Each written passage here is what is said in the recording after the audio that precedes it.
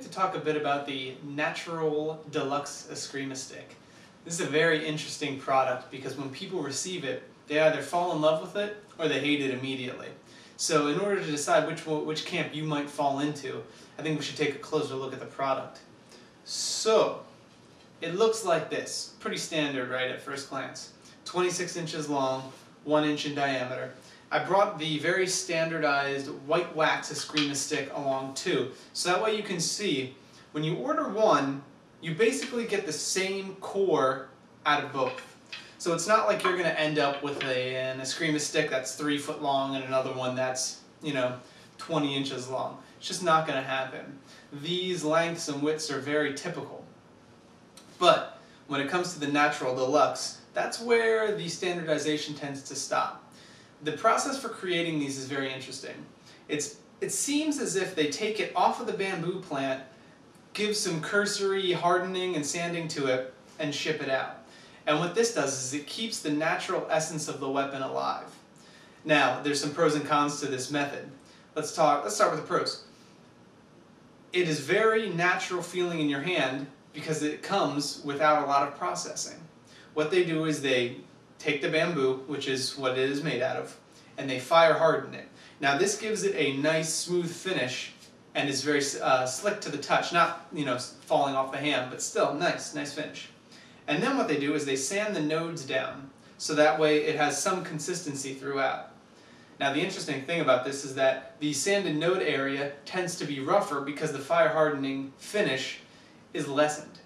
So what that does is it creates a little bit of inconsistency. Some people are annoyed by that, some people like it because it gives them a sense of feel where they are on the Escrima stick.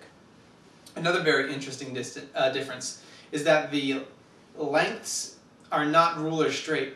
You're going to have some wave. This was in regards to what the plant looked like originally and what happened during fire hardening.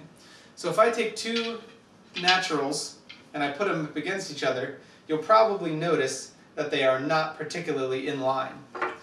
Now if I do the same with the white wax, almost perfect. So this curvature might annoy you, or you might like it because it gives it more of a historical sensation. Another very interesting thing is coloration. Now with these, you're going to have spots of dark, spots of light brown, spots of green, and everything in between. And the texture is very natural as well, so you're going to have some rigid parts, although not, prickly on the hand. It has texture, and some parts which are perfectly smooth.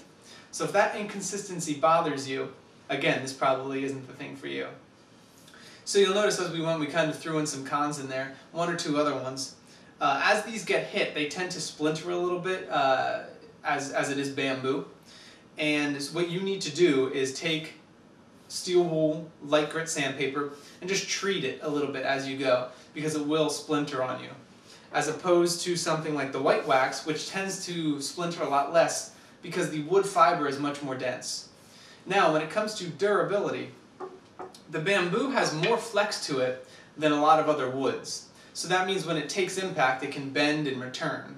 However, it is a lighter fiber throughout, so the hard repeated contact will end in a break. With something like the white wax, it can take more damage and is much less prone to denting. However, when it fails, it does fail, I guess you would say catastrophically, in that it cracks and breaks immediately, unlike the bamboo, which can flex and take some more of the damage.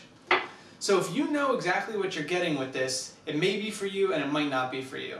Give it a try. If you hate it, of course, you can send it back to us. However, don't expect very standard pieces as you go. If you order 15, you're going to get 15 unique pieces.